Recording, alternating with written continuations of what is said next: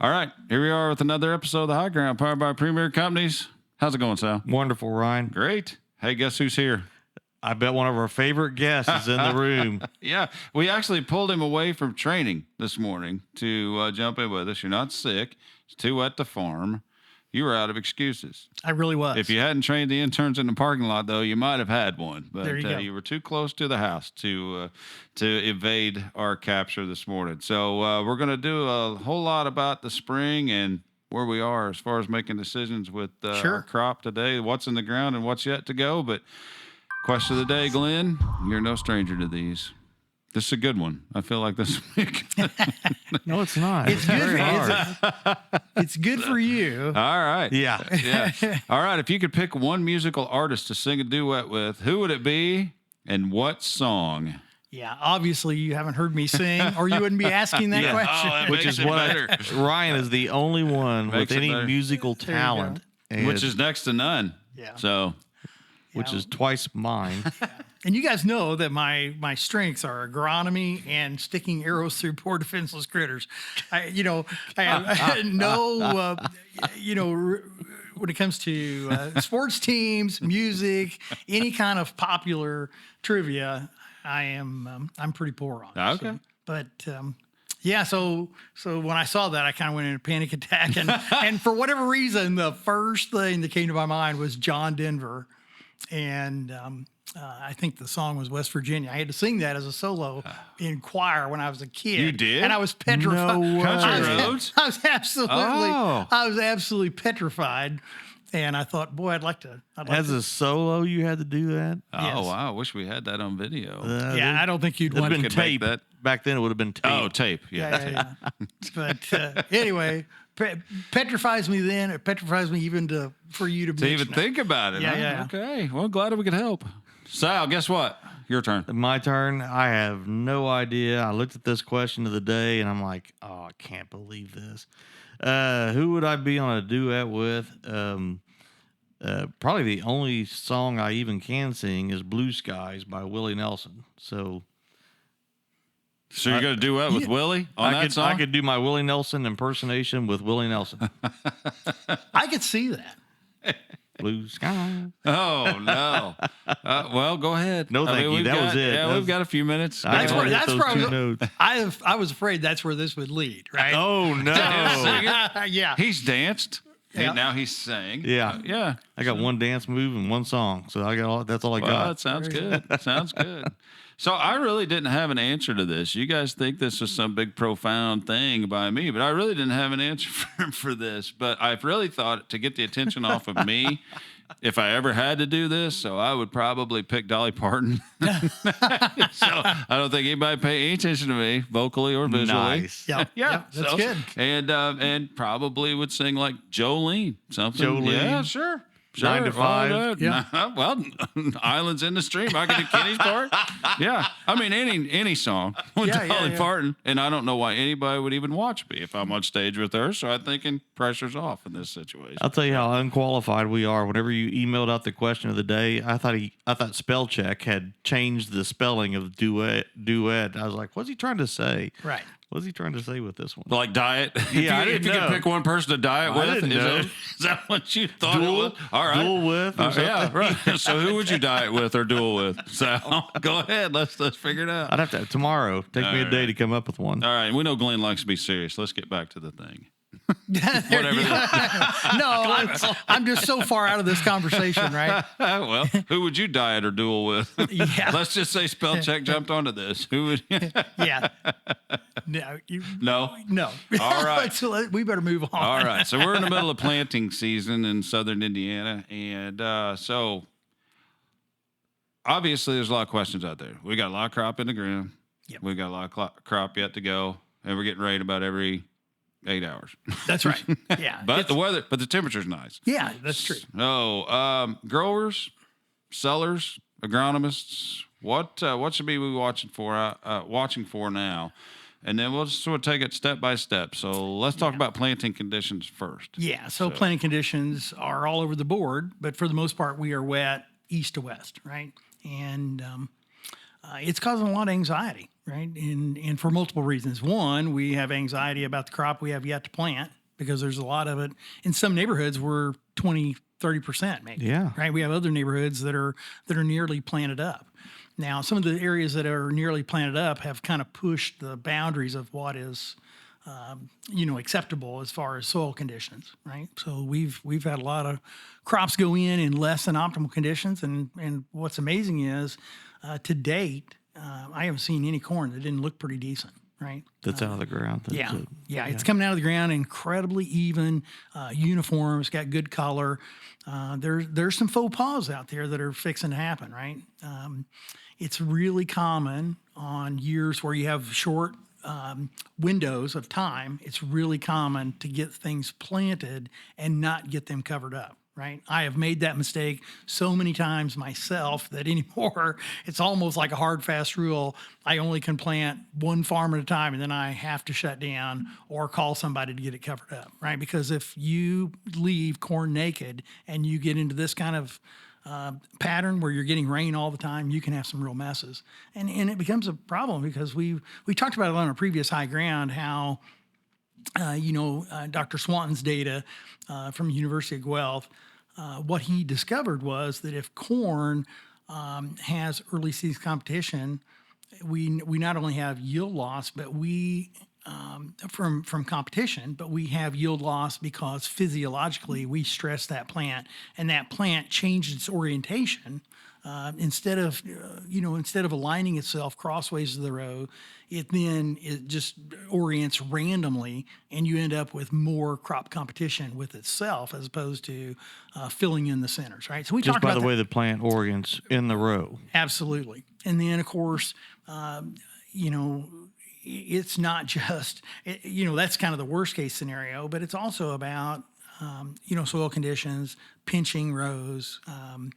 If you run down a row going with the rows for 60 feet, now you have 60 feet of, 60-inch centers in 30-inch corn, right? And corn will compensate a fair amount, but it will not completely compensate, right? So, and you're saying, well, that's not a big problem. We have auto steer, we have, RTK guidance. Just the compaction that you have underneath those rows has a significant impact on the neighboring corn. So yeah, I mean, that's one thing, right? It's there's anxiety out there about, did we get everything covered up? And I mean, I've seen some pretty good farmers that have Poa annum growing all over the field now, right? Where they had every intention of getting right back in, didn't get it covered up, and now, we're 2-3 weeks into this and still don't, we got corn emerged, which takes some of the things out of your arsenal, right? Yeah. That you can easily use whenever it's a pre-emerge application. When it comes post-emerge, then that removes tools, right? You can't be nearly as coarse with your herbicide pick. Obviously this isn't unique to us because I just checked the markets. We've got corn in the 480 range. You're looking at fall futures, December futures, we're in the 480s. On soybeans, we're yesterday we bumped 1230 on November beans. So that tells you that it's not unique to us. I'm sure some of that has to do with what's going on in South America, but Sure. I suspect a lot of that has to do with what's going on Just right the here. planting conditions we have right now. Yeah, so it's probably not unique to us, but if we talk about delayed planting, it's almost, I sound like a broken record, but I would caution growers from making knee-jerk reactions this time of year. This is not yet 2019, right? I cautioned Larry when Larry told me earlier this spring in March. You remember how dry it was? Yeah. He goes, Glenn, I think most of our listeners know which Larry I'm talking about. He goes, Glenn, this is stacking up like 2012. I was like, Larry. I said, don't jinx us. I said, we're only one rainfall event from being totally different from 2012, right? Because in 2012, we started out, yes, in March, crazy dry, but we stayed dry all the way till almost the end of July, right? It was the end of July before we got a really significant rainfall event.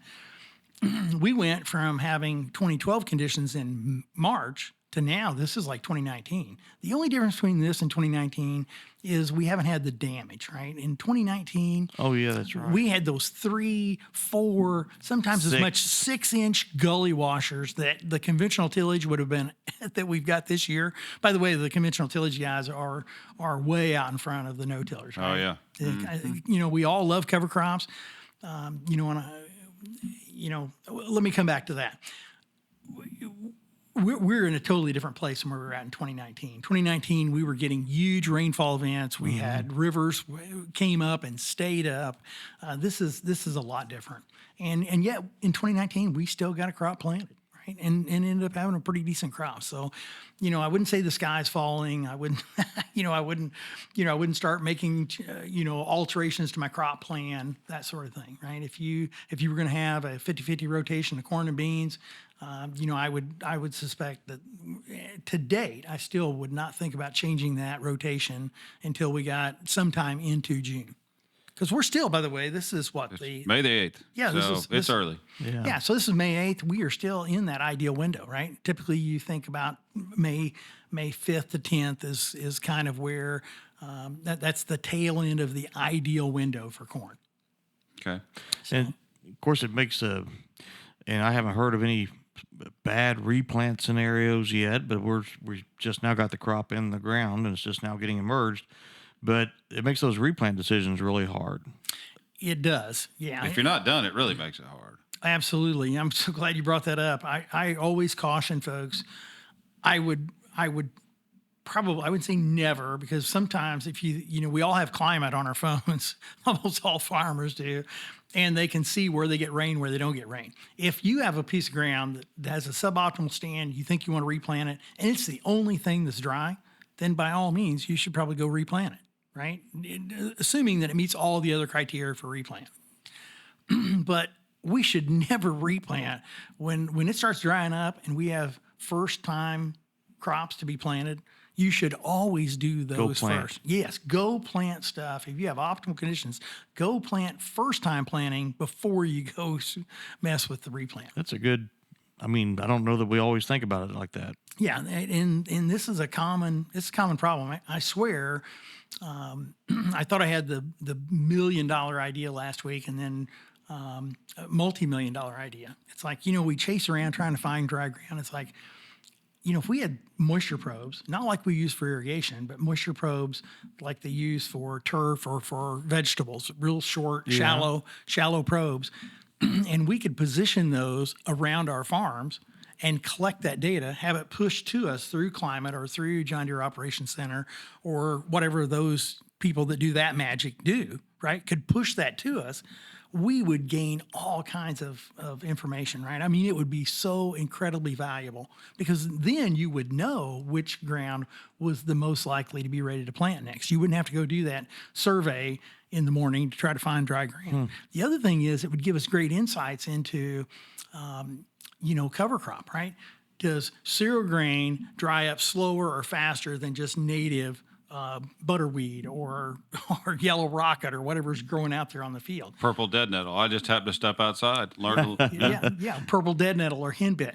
Does terminating early and letting it dry, does that dry faster than leaving it green, having an actively respiring or transpiring plant?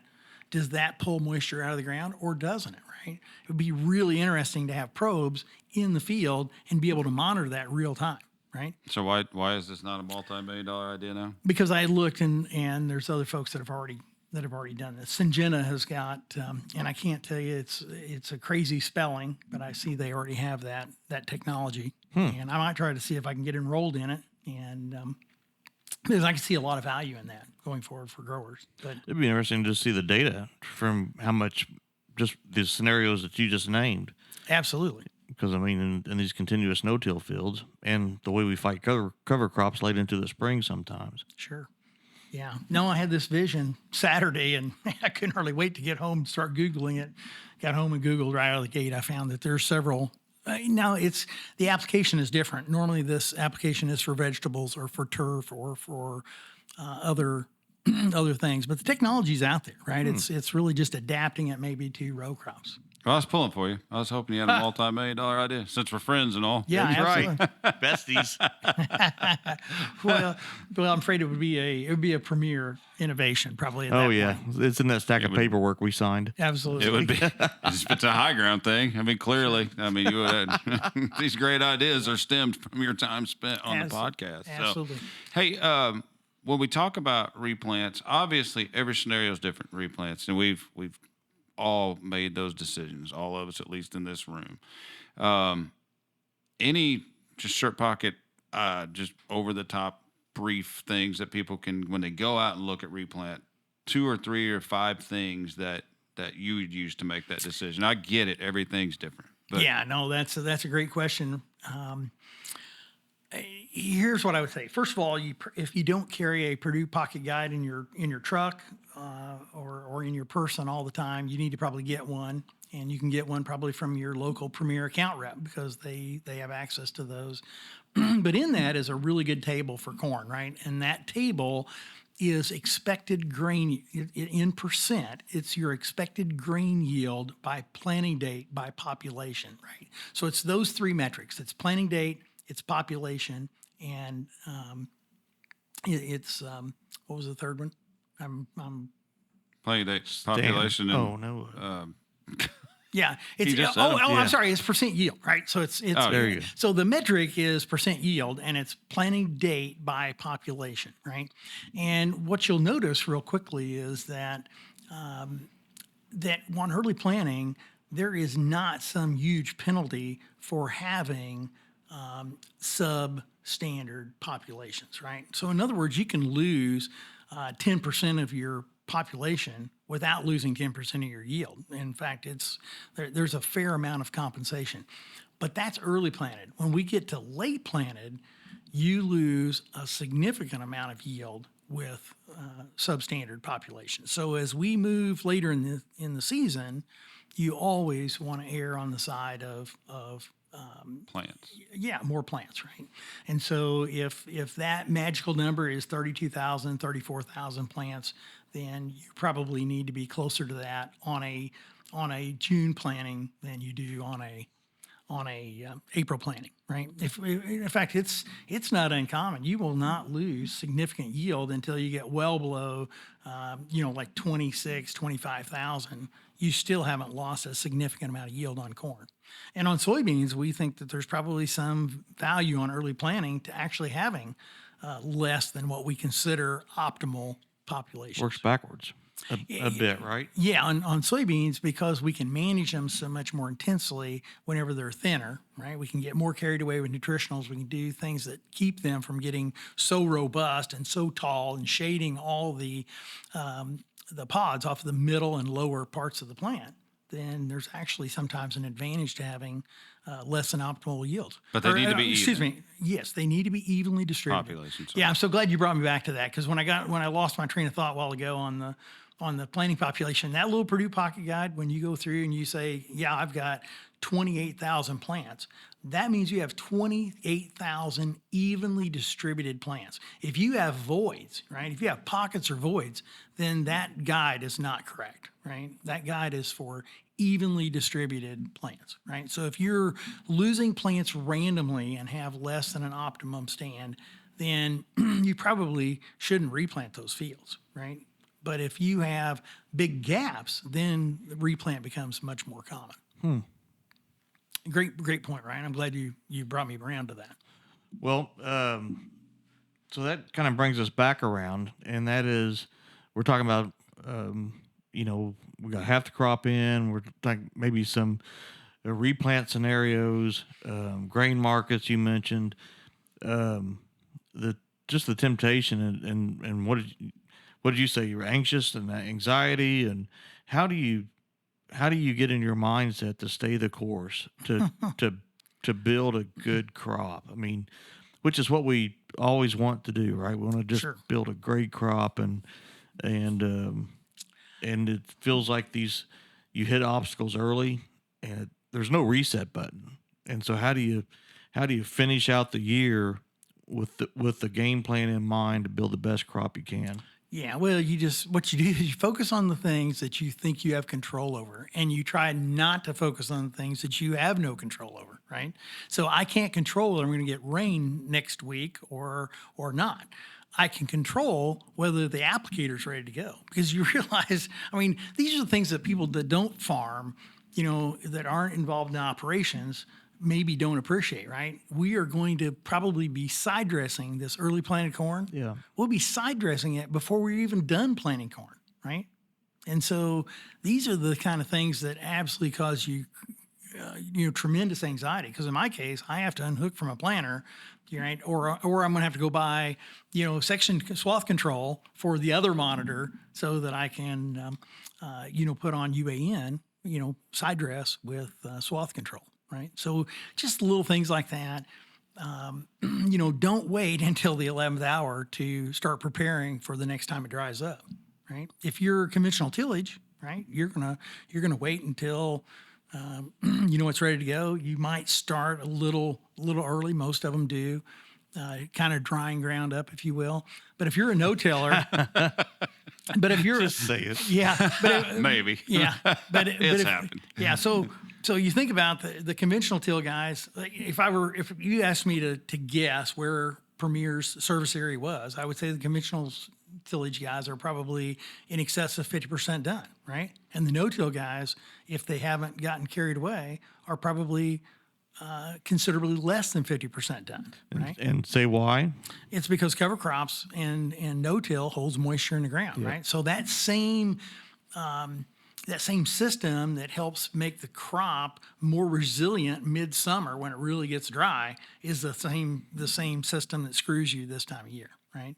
And so the question always becomes, right? Do I plant green? Do I terminate after I've planted? Do I terminate before? I can tell you this: the worst case scenario is to terminate and then try to plant into half dead cover crop, right? Because there's this stage between when it's green and succulent and brown and dead where it turns into rope, right? Especially cereal grains, and planters just hate it, right? And tillage equipment, for example, just hates it. There'll be some cover crop, I'm sure, torn up this year. It has been terminated. It's starting to come back, right? It's full of mare's tail. It's full of giant ragweeds, depending on what kind of residual. Those that just did a burn down and no residual, the mare's tail's coming, the giant ragweed's coming. I saw a field the other day, and this guy's an absolutely wonderful operator, and it shocked me because about the outside 20 foot on this field was just solid water hemp already, right? Oh my God. Now it's really, really small, but that told me that it was a burn down application, not a residual application, right? That's what that told me. So, And so I suspect that in some of these scenarios, we'll have guys that'll get the tillage out and probably tear it up a little bit. If you do that, I would just caution you on this. If you're going to tear it up, by all means, tear it up, right? That I don't mean go over it 6 times with a vertical tillage tool, right? That will absolutely pack the crap out of it, and that is proven to be unsuccessful lots of times. Ideally, I would use something like a disc, something that turns it upside down. Try to minimize your passes as best you can, right? Making one pass, leaving it rough, planting into that, but that pass needs to get rid of weeds. But then leaving it rough is probably the best way to ensure you get a stand, right? So we do tillage to get rid of weeds, and to, in this case, we'll probably be doing some tillage to dry ground out. But, if you're going to do tillage, do real tillage, and you get the field cultivator out, get out a disc, don't pull, if you're pulling a disc, pull it slow. Don't work it to death, right? That's how you make roads, is work ground that's a little bit heavy with the disc multiple times, and you'll make a road. you could roll it. Yeah. Absolutely. You could roll it. Roll it or disc it away. Yeah, and that's kind of what vertical tillage tools do also. But again, when we talk about herbicide resistance management, I hate to always go back to weeds. One of the things that we always tell them is you cannot stay clean if you don't start clean, right? And so if you go out there and you wallow a water hemp around with a vertical tillage tool a couple times and then put down a pre-emerge and it doesn't take, it's because there's one thing harder to kill than an actively growing water hemp, and that's one that's been half molested, right? Half molested, pissed off water hemp is really, really difficult to kill. Yeah. So anyway, I know these are not the optimistic things. But you know what, though? I mean, I think that's focus on what you can control. I think that's pretty helpful for a lot of growers. Sure. I mean, because too often we get spun out on these tangents of things that we don't have any control over. Absolutely. So if you do self-application, if you're doing self-application, man, you need to have all your stuff in place. Don't wait until you see. Let me start over. We oftentimes, as growers and as retailers, we're a little bit too optimistic, right? Farmers as a whole are crazy optimists because when we make our plans in December, we think, oh, we're going to do this early burn down in March, and then it's going to stay dry, and we'll plant our beans, and we're going to come right back over and make a pre-emerge application, and we're going to make pre-emerge applications on our corn, and this is all going to happen in a week's time, and yada, yada, yada. And then we get into the spring, and that's not the way it unfolds. It rarely unfolds that way, right? And so then you go to plan B and plan C, and oftentimes we don't have a very good plan B. Some guys are really good at plan Bs, others are not, right? They anticipated everything working perfectly.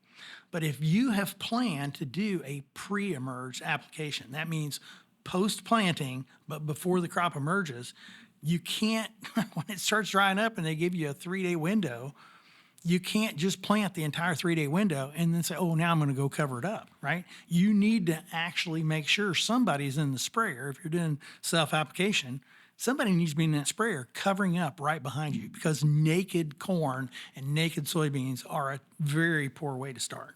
So when I talk about thinking ahead, planning for the things you control, that's really what I'm talking about. So the temptation is just to go plant more. Absolutely. Just to keep going. Yeah, I can tell you personally, when I'm in the planter, I want to plant. I just want to keep planting. Oh my gosh, there's rain in the forecast. Let's see how much we can get planted before.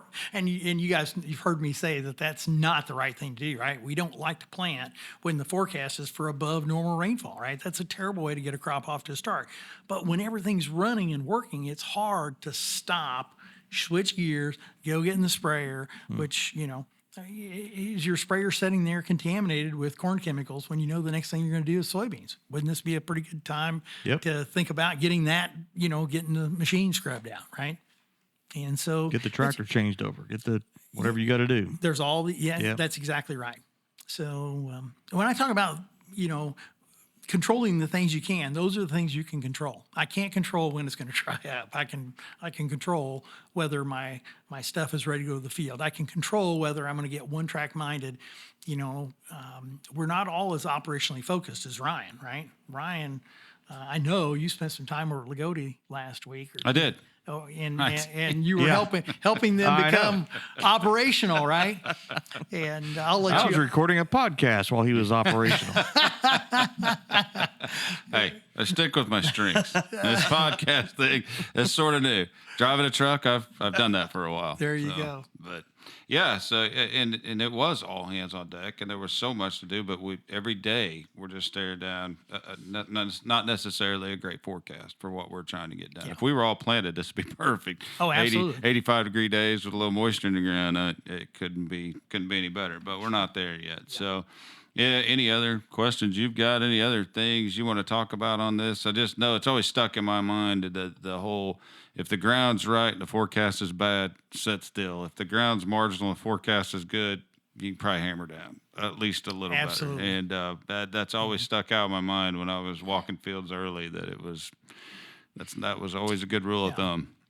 Well, I did remove my pocket knife before I came in because I didn't want to slash my wrist talking about this particular topic. But, let's leave this on. So where are you at on your farm? Yeah, so I'm pretty far behind. I planted a little bit of corn, and it went in absolutely beautiful, right? And then in the neighboring county where the rotation was heavier to soybeans, I really didn't get a chance to plant. I planted 80 acres on a Sunday afternoon after church, and I'm not convinced I'm going to get a stand, right? It was pretty heavy cover crop, big, heavy corn stalks, that sort of thing. But if I was going to leave, if we're going to leave this topic on a positive note, I would just say this, right? The corn that's planted looks really good. And there's still lots of potential to plant corn yet, right? In fact, I sometimes believe maybe we have been overzealous about planting corn too early. Corn loves to start out nice and warm, right? So there's really been very little harm or foul on corn, and the corn we have is all up and looks great. On soybeans, if you sense this anxiety or this depression in my voice, it's because we know that when we can plant in the latter part of March through the first couple weeks of April, the soybeans just have more yield potential, right? And now that window is gone. But that doesn't mean that you abandon managing soybeans, right? Is that potential to raise in excess of 100 bushels is likely? No. We've probably lost some likelihood to raise 100 bushels of soybeans. But certainly May planted soybeans, one of the best bean crops I ever raised was in the middle of May.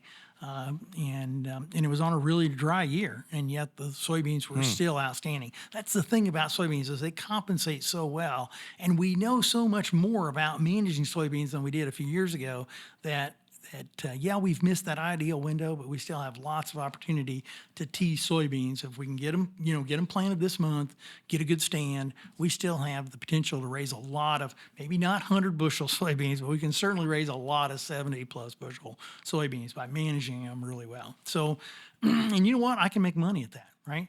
If you can raise 70 bushel beans at $12, at $12, then you can make money at that. That's really what we're all here for. That's right. Well, I hope that it's not one of those years, but we have had those years before with what's the difference between first crop and second crop soybeans? About 2 weeks. Yeah, there you go. And that's not optimal. We still got a lot of window yet. Yeah, I there's think a lot of window. That's a good piece of advice. So, all right. Thoughts, Sal? Well, I think we better let Glenn get back to his classroom. Yeah. He's got a bunch of interns out there. A bunch of interns ready to bask in your knowledge. Well, we got a great crop out there, and so they're going to add a lot of value to our retail facilities this summer because they'll be ready and able to go out and lay hands on it when maybe we are tied up operationally, right? Yeah, for sure. I spent the day with them 2 days ago. It looked like a good group. Yeah, it's a great group. All right. Well, that's another episode of the High Ground powered by Premier Companies. Please like and subscribe. Glenn, thanks. Thanks, Glenn. My pleasure. Thank you, guys.